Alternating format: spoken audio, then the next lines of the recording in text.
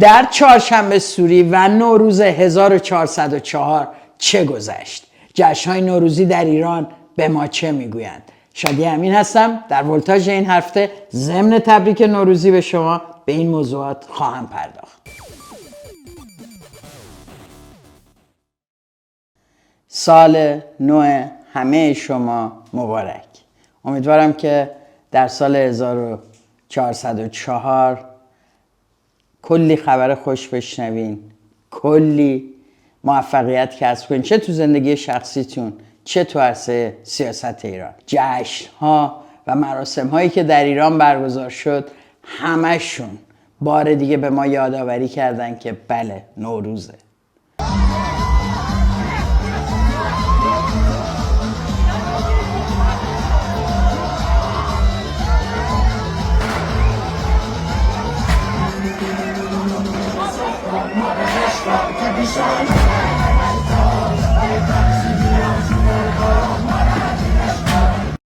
و بهار میاد و کلی انرژی مثبت. نگاه کنین به این تصاویر.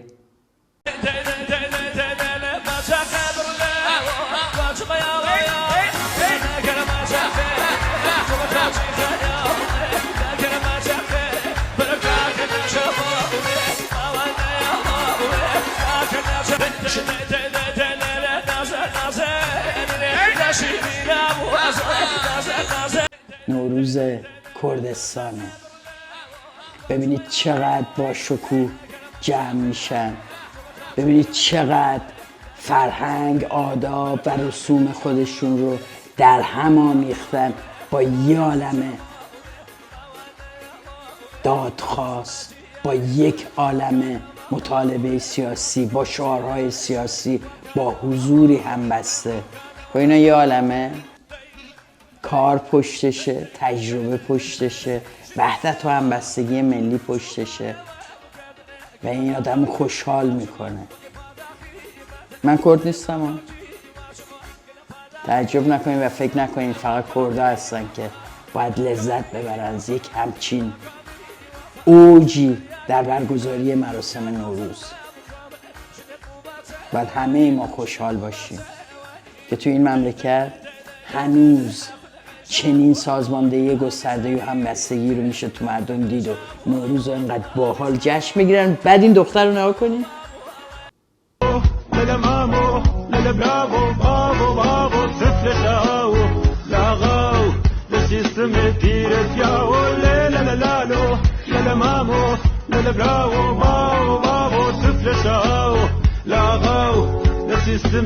ببینید چه جوری اقتدار زنانه رو در مراسم نوروزی از میانه اون جمعیت به ما نشون میده. خیلی قشنگه. میریم اونورتر ببینیم کجاها دیگه چه خبر بوده. با یک عالمه جشن روبرو میشیم. جشنایی که یادمون نره تهدید شده بودن که این مراسم رو اجرا نکنن. یادمون نره اومدن گفتن روز عید افتاده با شهادت حضرت علی و جشن گرفتن توشو میخواستن از ما بگیرن، از شما بگیرن. از شمایی که خوب میدونین که چهارشنبه سوری و نوروز تو تمام این سالهای حضور جمهوری اسلامی عرصه نبرد بوده. سالهای کمی رو من یادم میاد در اوایل جنگ که مردم نه نایی داشتند و نه هنوز از شک چنین خفقان و سرکوب و وحشتی در اومده بودن تا بتونن به این شیوه ها اعتراض کنن. اما همون موقعش هم چهارشنبه سوری را می افتادن جوانای محل و بچه های محل و مخفیانه تا برن در خونه هم دیگه و با هم شوخی بکنن.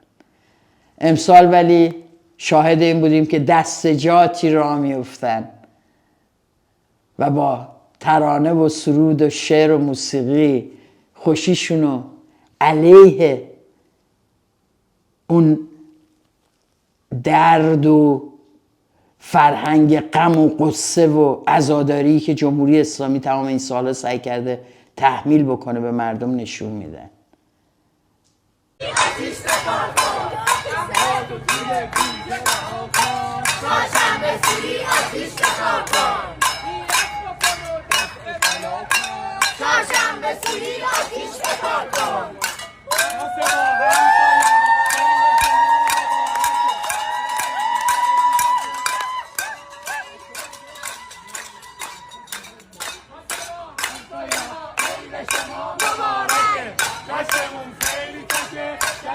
خیلی خود جوش، خیلی خودمونی. ببینید تک تک شمایی که رفتین تو این مراسم شرکت کردین از این و اون شنیدین، میدونستین باید برین میدون شهرتون، میدونستین باید برین جاهایی که تجمع برگزار میشه. به همین سادگی.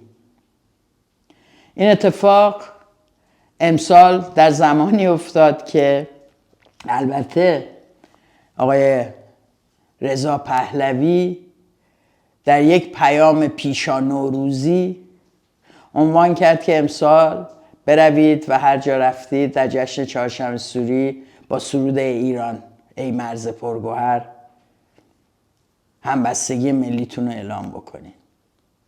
خب یعنی واقعا این نو بود؟ واقعا این موج سواری نبود از راه دور؟ یعنی واقعا ندیده بودیم که تو سالهای گذشته بارها و بارها مردم این سرود رو خونده بودن؟ و البته هوشیاری خیلی زیادی میخواد که از قبل بدونین مردم چه خواهند کرد، بعد اونو به عنوان راهنمود عمل بهشون بدین. که البته این هم نه تنها همه جا اجرا نشد، بلکه در جاهایی حتی اگر این پیام نمی آمد شاید میخواندند، ولی وقتی این پیام اومد مقاومت کردن و فقط به دیسکو اکتفا کردن. و چه خوب که حقشون برای شادی و جشن و بغل کردن همدیگه و بوسیدن همدیگه ازش استفاده کردن، ریختن تو خیابون فقط برای اینکه شادی کنن. یک بار دیگه اما این جمعیت خیابون ها رو از آن خودش کرد بدون اینکه دلیلی برای دستگیری و شلیک به سوشون وجود داشته باشه. به سادگی رفتن و خیابون ها رو اشغال کردن. این به این مردم کلی نیرو میده. اما اتفاقی که افتاد فقط این بخشش نبود. کردستان رو دیدیم که چگونه یک پارچه در ابعاد صدها هزار نفری روزها و روزها جشن میگیرن.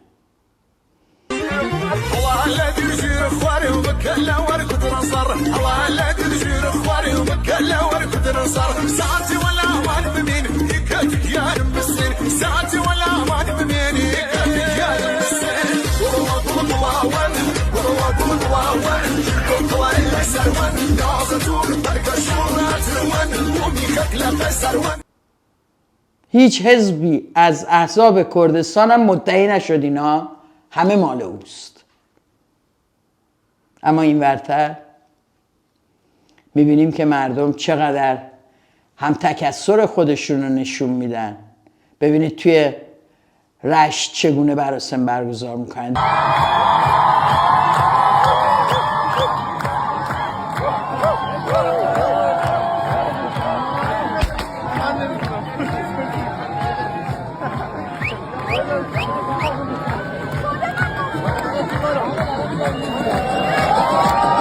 ببینید در هر جایی با فرهنگ و آداب خودشون میان تو خیابون.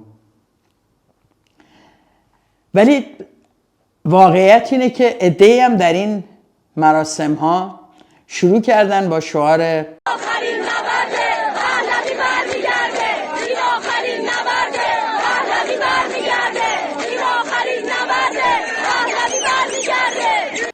بخشی از اون جمعیت، حالا میشه به سرش بحث کرد، بخش کوچکی است، صدا در گوشی زیادتر انعکاس پیدا میکنه چون نزدیکن، اون تحتریا ساکتن یا نه اون تحتریا اصلا بلندتر داد میزنن، همراهترن، ولی ما نمیشیم سر این چیزا نمیخوام حرف بزنم، ادعایی هم ندارم. اما میتونم به جرئت بگم وقتی جمعیت عصبانی خشمگین منتظره که یک عمل جمعی انجام بده، هر کسی توی اون تضاد، و اینو به قطعیت میگم، اونجا رهبری رو به دست میگرفت و حرف اولو میزد، جمعیت رو به دنبال خودش داشت. شعار زن زندگی آزادی میتونست و میبایست در آینده بتونه در چنین مواقعی اون شعار هم صدا کننده و همراه کننده جمعیت متنفر از جمهوری اسلامی بشه.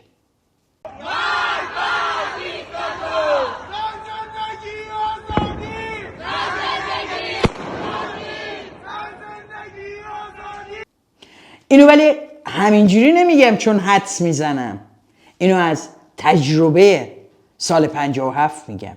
چه خونده باشید، چه در بیان تاریخ نگاری که از 57 شده به کرات مشاهده کرده باشید، چه آنچه که من دیدم به عنوان نوجوان در کنار این صفها، یا زمانی که صفهای خیلی بزرگی در کرج و تهران شکل می گرفت و اون کسی که صاحب بلندگو بود و اون کسی که رو وانت مسئول بود میشد رهبر. به همین سادگی شعار تبدیل میشد به کار شاه تمام خمینی امامه. خمینی امامه میامد توش و این موج شعار رو تکرار میکرد. چون به هر شکل شما توی یه جمعی هستین، همین امروز اگه شما تو سینما باشین، این اساساً اتفاقی که توی ورزشگاه ها ببینید چجوری یک شعار موجی رو ایجاد میکنه و جمعیت یک پارچه راجبش حرف میزنه. خب برید اگر روانشناسی توده فاشیسم رو هم دنبال بکنید، میگه که چگونه از این نیاز به همبستگی جمعی میتونن دیکتاتورها استفاده بکنن علیه اقلیت ها، علیه به حاشیه رانده شدگان، اون جمع وسیع و دائم تغذیه بکنه. خب ببینید در این تصاویری که میبینیم ما با کثرت نظر هم روبرو میشیم. میبینیم در بسیاری از فیلم ها خیلی مشخصه که همه جمعیت این شعار رو نه تنها نمیده، بلکه برخیش چهره ناراضی داره از این فضای یک جانبه.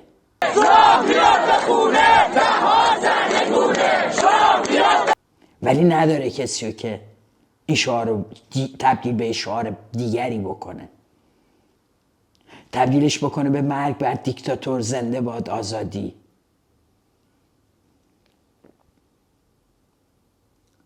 تبدیلش بکنه به زندانی سیاسی آزاد باید گردد و جمهوری اسلامی نمیخوایم. این رو چرا میگم؟ برای اینکه اون دوستانی که تو ایران دارن فعالیت میکنن، اون کسانی که از خارج از کشور دارن از ارتباطاتشون برای سازماندهی این جنبش استفاده میکنن، حواسشون به این نکته باشه. در آینده بسیار نزدیک اعتراضات بسیار بیشتری در داخل ایران خواهیم داشت، نه به واسطه جمع شدن عید دور هم جشن عید دور هم جمع شن، با طرح مطالباتشون، چه در قالب اعتصابات چه در قالب اعتراضات خیابونی. و اگه ما ندونیم در اون موقع چه عکس‌العملی باید نشون بدیم و تجربه تلخی رو باید دوباره از سر بگذرونیم که شاهد باشیم که مردم توی اون خشم و شورشون دیگه فکر نکردن، دیدن هر کی بیاد بهتر از اینه، پس بگیم ای شاه ایران برگرد به ایران. مشکلمون این بود که شاه نداشتیم. فقط میشه تو اون موقعیت اینو درک کرد. واقعیش اینه که فقط تو اون موقعیت میتونین بفهمین که 30 سال سیاسی وقتی یک جمعی یه راه حلی رو به شما توصیه میکنه، چجوری فکر میکنی ای راه حل اینجا بوده من نمیدونستم، ای شاه ایران برگرد به ایران، مشکلات ایران حله. این اون اتفاقیه که نباید بیفته. اما فقط این نبود، این طرفداران که دیگه اصلا خیلی گیر این بودن که همه جا دارد به دستور رضاشاه دوم الان داره عملیات انجام میشه در چهارشنبه سوری و عید و فلان. ببینید چی براشون فرستادن. با درود به شبکه خوب من و تو، اینجا کربلاست و ما مشغول کار هستیم. به دستور رضاشاه دوم این مراسم عزیز رو برگزار کردیم به امید روز آزادی در کشور خودمون. ببین اینو من و تو پخش کرده ها، یعنی یکی از رسانه های شاهزاده، اون یکی رسانه هم مشغول بوده. همینجور اینا رو میزدن. ببینید فهمیدید چی شد؟ در کربلا میگه داره برگزار میشه به دستور رضا شاه دوم، چند تا فشفشه گوشته تو خاک، میگه این مراسم رو برگزار که بعد این احمقا نفهمیدن که گرفتنشون. یعنی در دستگاه اطلاعاتی مسخرتون میکنه، مسخره هم هستون اساسا. بعد شما تیتر میزنین به دستور رضا شاه دوم با شعار جاوید شاه. خودتون بعد که دیدین خندتون نگرفت چون هولم بودین، هنوز هیچ نیومده بود، با این ویدیو داشتین گرمش میکردین. بعدن دیگه البته آرامگاه فردوسی اومد و آرامگاه کوروش اومد و همین آرامگاه این شعار شنیده شد. کمتر در میادین شهرها شما میشینید، مردم داشتن خوشیشونو میکردن.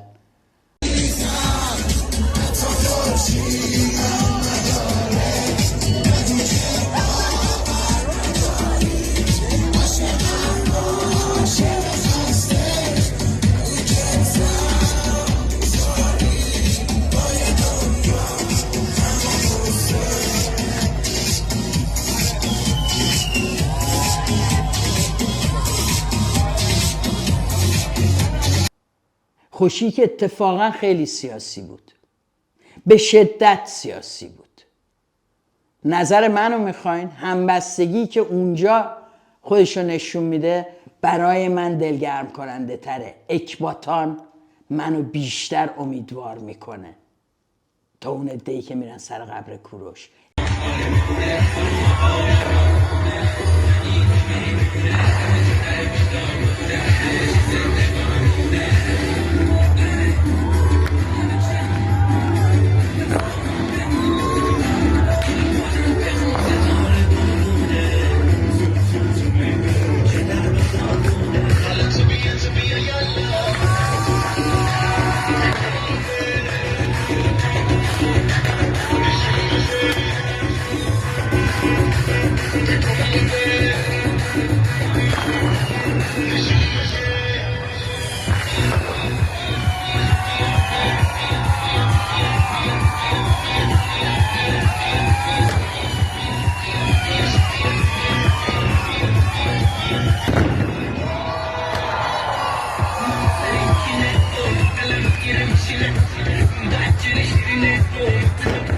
اکباتان مردم اونجا هن. و اونجوری بعد تو محشر کرج یه فیلم گذاشتن که ببینید سرود ایران خونده شد.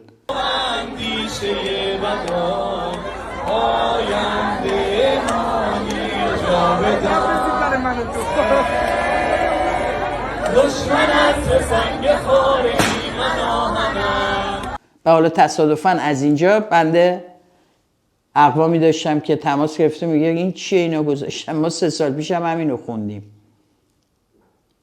ما به دستور این نخوندیم. این موضوع خیلی مهمه برای اینکه خیلی آمدن نوشتن موج سواری روی سنن و علایق مردم برای برگزاری جشن‌ها و سنت‌هاشون. حالا 13 به در میاد میگه برین بیرون سبزه بندازین دور. خب آدم جان همه دارن این کارا رو میکنن. شما یک کاری که نکردن تا حالا و شما فکر میکنی بکنن خوبه، رهبری سیاسی اینه دیگه. رهبری سیاسی میاد میگه الان وضعیت مبارزه، وضعیت مقاومت در اینجاست، قدم بعدی باید این باشه، شعار بعدی باید این باشه، تاکتیک ما برای اشغال خیابونا باید این باشه. نه اینکه قبلا مردم این کارا رو که میکردن حالا بیاریم بگیم حالا اون کارو بکنید و بعدم بگیم ما کردیم. خب شما یه بار کردین، تقاضای آبونمان برای من و تو کردین، من و تو اومد گفت کسی گوش نکرد. در فضای آزاد خارج داریم میگیم ما. برای همین من فکر میکنم که خیلی مهمه هم شمایی که میرین تو خیابونا و فردای روز گرفتار شعارهایی میشین که 2 رسانه رسمی و ماهواره‌ای به طور ویژه در اختیار این نگاهه. یعنی آدما فکر میکنن اصلا صدای دیگه ای نیست. چرا اصلا باید فکر کنن صدای دیگه ای هست؟ وقتی هیچ صدای دیگه ای نمیشنون؟ بعد هم میگن رسانه رکن چهارم دموکراسی. خود رسانه تبدیل شده به ضد دموکراتیک ترین نهاد. برید ببینید چیا از دهنشون در میاد. این یه نمونهش. شما نگید مردم اون موقع نکبت، این خواهش اون موقع مردم دلیر بودن. اون موقع الان اگه کسی جرأت داره بیاد تو خیابون دیگه بیاد دیگه. چرا شما دیگه بیشتر از کپونت صحبت کردی. همون پادشاه شماها رو پر رو کرد. اگه اون موقع میزد 1 میلیونتون رو به خاک و خون میکشید، الان اینجوری زبون در تبلیغ کشتن 1 میلیون انسان. حالا اگه شاه نکشت، شاهزاده میاد بقیه کارهایی که پدر کامل نکرده بود پسر انجام میده. چقدر دلخوشی بزرگی بود. مرسی از من و تو که اومد و به ما یاد داد یک، بحث سیاسی چیه، گفتگو چیه، 2 نشون داد آزادی بیان یعنی چی و 3 نشون داد تهدید و به رسمی ترین شکلی بیان فاشیسم و تبلیغ کشتار چیه. و تازه به جمهوری اسلامی پیام داد ببین شاه نکشت افتادا، بکش. و اگه 1 ذره شرم داشتند 1 خط عذرخواهی می نوشتند بابت دهنگشادی مدراتورشون. ولی نه، این صدا آنقدر داره میاد تو گوش هر کسی که بیننده و شنونده این رسانه‌های اصلیه که نتیجتاً ما شاهد این هستیم که خیلی ها که ممکنه حاضر نشن هیچ هزینه‌ای برای تغییرات جدی در جامعه ایران بدن، اما دل خوش کنن به این که ناجی وجود داره، غرب هم پشتشه، دم و دستگاهی داره، 2 تا رسانه هم که دائم دارن تبلیغش میکنن. خب دیگه چی میخوایم؟ وحدت ملی یعنی این دیگه، همه چی خلاصه شده در یه نفر. این برای من در دنبال کردن مراسم نوروزی در ایران خیلی مهم بود که هم شادی مردم شادم کرد و گستره‌ای که این جشن‌ها برگزار شد وسیع بود و هم تفاوت‌های بین جاهای مختلف برام جذاب بود، میزانی از رشد و بلوغ سیاسی رو نشون میداد و در جاهایی برام نگران کننده بود که چقدر در نبود شعارهای انسانی، انقلابی و ترسیم کننده آینده آزاد، برابر و عادل چگونه میتونن شعارهای طرفداری از این فرد و اون فرد جایگزینش بشن. با همه این احوال شادی شما منو شخصا شاد کرد. اینکه شما در بعضی از صحنه‌ها داشتین با آهنگ‌هایی که شاید ازش خاطره دارین، شاید اما این خاطره در چهارشنبه سوری ساخته شد و شاید چهارشنبه سوری دیگه بتونین آزادانه بدون هیچ نگرانی این جشن‌ها رو در جای جای ایران بگیرین. برای همه مایی که ناظر بودیم امید بخش بود. امیدوارم از این روزهای شاد زیاد داشته باشین. اگه میخواین وسطاش شعاری بدین حواستون باشه چی میخواین بگین، حتی از قبل بهش فکر کنین. شعارهای آهنگینی که دوست دارین برای شما آگاهی دهنده است، به مردم میگه در اون روزها در اومدن مردم توی خیابونها، تک تک آدم هایی که اونجا آغازگرند رهبران عملی این مبارزاتن. سعی کنین برای آغازگری در چنین روزهایی آماده باشین. قطعاً با تجربه 57 بسیار بهتر از پسش برخواهید اومد. من به این یقین دارم. بهش امید دارم. هرچند رسانه ندارید اما خودتون بهتر از هر کسی میدونین که شما بیشترید و شما محق‌ترید و شما هزینه دادین. تمام این سالها مبارزه کردین، جنگیدین، آگاهی کسب کردین، نساختید با این حکومت. برای همه شما سالی پربار آرزو میکنم، برای عزیزانتون سلامتی، به امید روزی که دیگه از سفره‌های خالی اثری نباشه، به امید اینکه بشه دوباره با عشق نوروز رو جشن گرفت و هیچ نگرانی این شادی رو خدشه‌دار نکنه. دمتون گرم که انقدر تمام این سالها هر بار متوجه شدین چگونه تمام بساط فرهنگی جمهوری اسلامی رو بهش ترک بزنین. درود بر شما، نوروز شما قطعاً پیروز.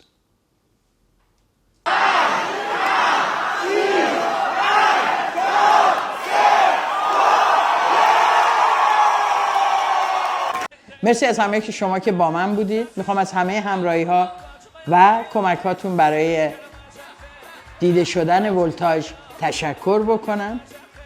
باز هم ولی میخوام ازتون که سابسکرایب کنید کانال رو، در عین حال مثل همیشه ولتاژ رو دوست داشته باشید.